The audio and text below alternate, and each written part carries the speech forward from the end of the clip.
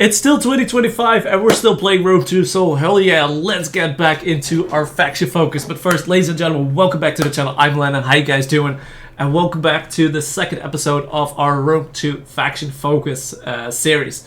So today we are going to take a look at the Selucid Empire. Selucid Empire is one of the successor kingdoms of after Alexander's empire. So as a little faction thingy, we have a few interesting things. But first I want to say hi, hope you guys are doing well. Thank you for all the love and support on the first episode. It's been truly amazing. This episode is, however, recorded quite short after that one went out, so I haven't taken a look at the comments just yet. But after this one or the next one, I will take a look at the comments, so be sure to leave some comments down below on what factions I should do next. So like I said in the first episode, I don't think I got through all of them because that would take like half a year. But I'm very interested to see what kind of factions you want to see have me take a look at. So back to the Selucids. I will do some timestamps in the description, so if you can skip through a few things if you need certain parts of the information. As a successor kingdom, we all have this one: successor conflicts, major diplomatic penalties with all Hellenic factions. So basically, all Hellenic factions do like to hate you. We do, however, have a great one, which is Alexander's Legacy. So minus 50% resistance to foreign occupation, which will very much help you if you tend to go east, where the culture is very different. So the initial challenge is normal, and I do agree with that, although it can get pretty interesting pretty fast, but we'll talk about that later. We start with an number of satrapies, so increased number of levy units available from satrapies, which is very interesting. It can be a very good one, although we'll talk about a little bit that later as well. And we do have a very good one: royal estates plus 20% wealth from agricultural buildings in all regions, which is going to help a lot with managing your economy in this period of this place of where we are on the map.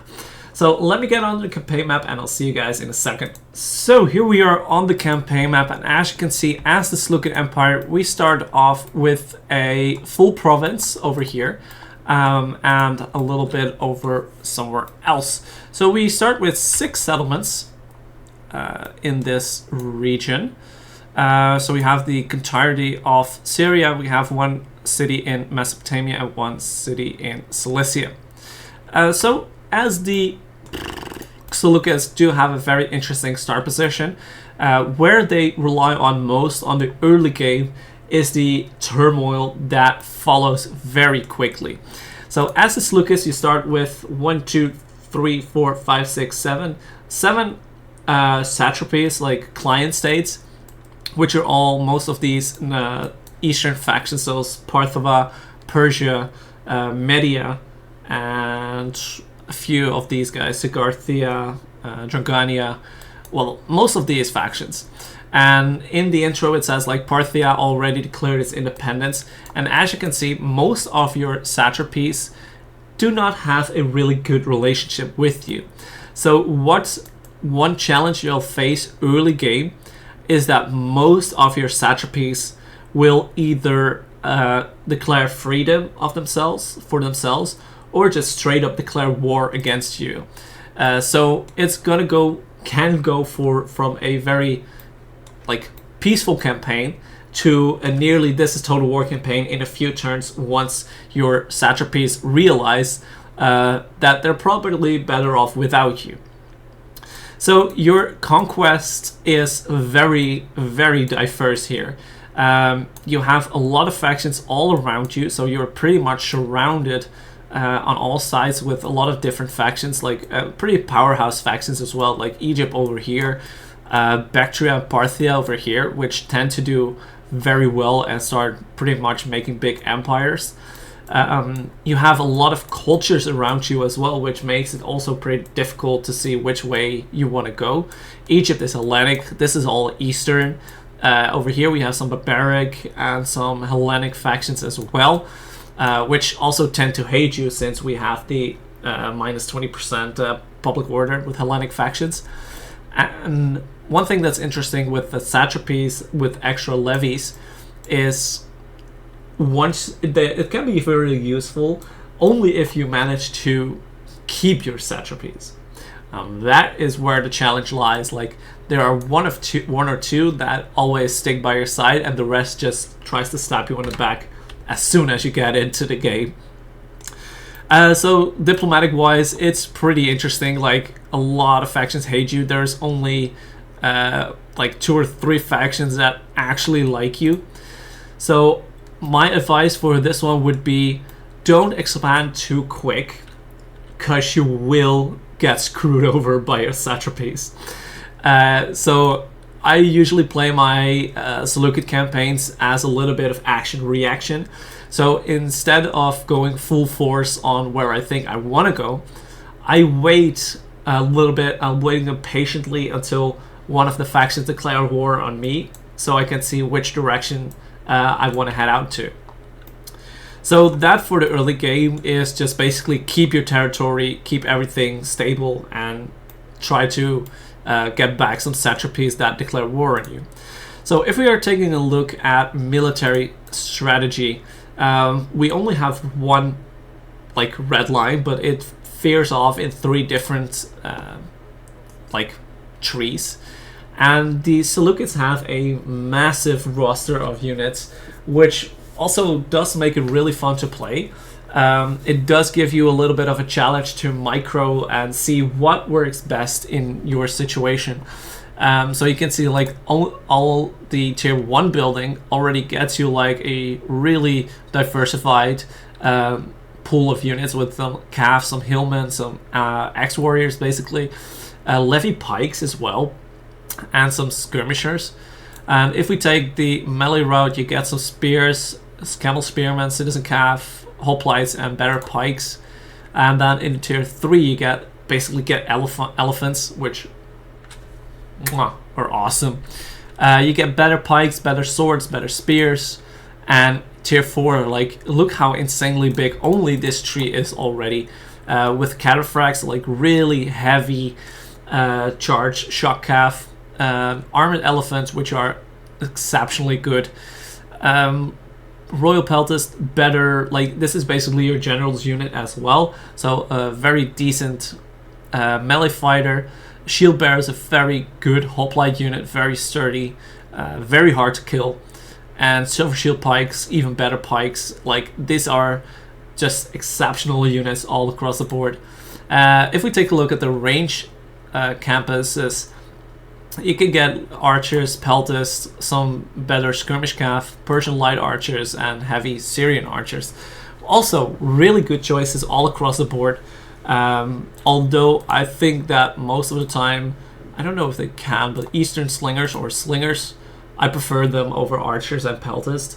But like against a lot of Eastern factions with horse archers, you do need to have a lot of slingers or archers in your army to counter them as well.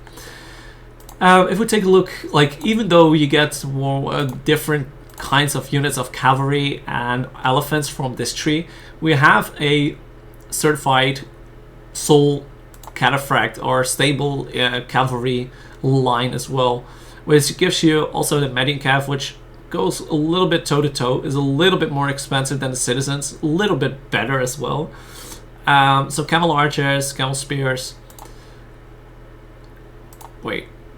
Okay, that's basically the same. So I would honestly don't really see the point of this one. Over here, you do get some better calf as well, like the Gamma Calf and the Azad Knights. So this would be worth it, although if you're just going for the cataphract route, you're better off over here, since you get a lot more out of them.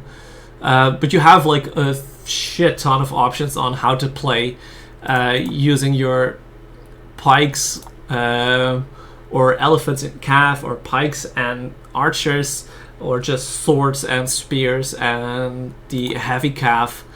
Like, you have a really shit ton of options to play this campaign. So challenge wise, difficulty wise, I think in normal starting challenge is a normal starting challenge at normal difficulty is pretty okay. Although I did find it on the higher difficulties, you can get a bit overwhelmed with everybody declaring war on you, everybody just basically hating you for who you are and where you're at.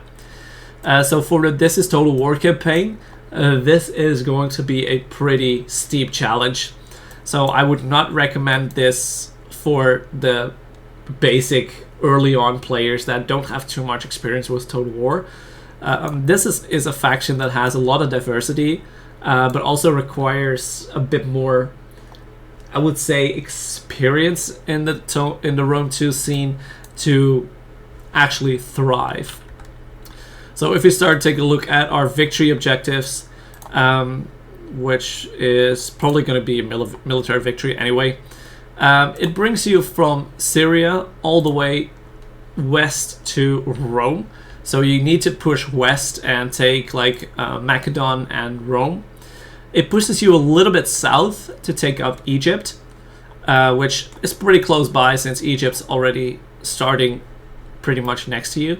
And I think the biggest challenge is getting to Bactria, which is all the way east. So you do really have to push all ways as well for your victory objective. That is also a difficulty thing. So if you want to complete this campaign, either you have to really focus on one side and then the others, but you're probably going to have like 2 or 3 fronts at all times, and just seeing where your armies can go. So this faction is a really fun faction to play, to get my conclusion in. And I would definitely rate this like a 7.5. And the only reason it's a little bit lower than the Iceni is because it's not as like early player friendly. Like I said, you do need a little bit more understanding of the game, a little bit more understanding of army and tactics to really, and management to really thrive in this cesspool of factions and different types of units, different types of cultures. So with that being said, I hope you guys enjoyed this faction focus on the Seleucid Empire. And like I said in the beginning of the video, please do leave some comments down below on what faction we should do next. There should be no particular order in, so any faction that is on this map you can pick from. I do like to keep it, I think, to the vanilla grand campaign, just to keep the most of them included. But yeah, by all means, this was it for today. So I hope you guys enjoyed. If you did, be sure to leave a like, leave a comment. Don't forget to subscribe as well for the next faction focus. So I just want to say thank you guys again, and I'll see you guys next time. Peace!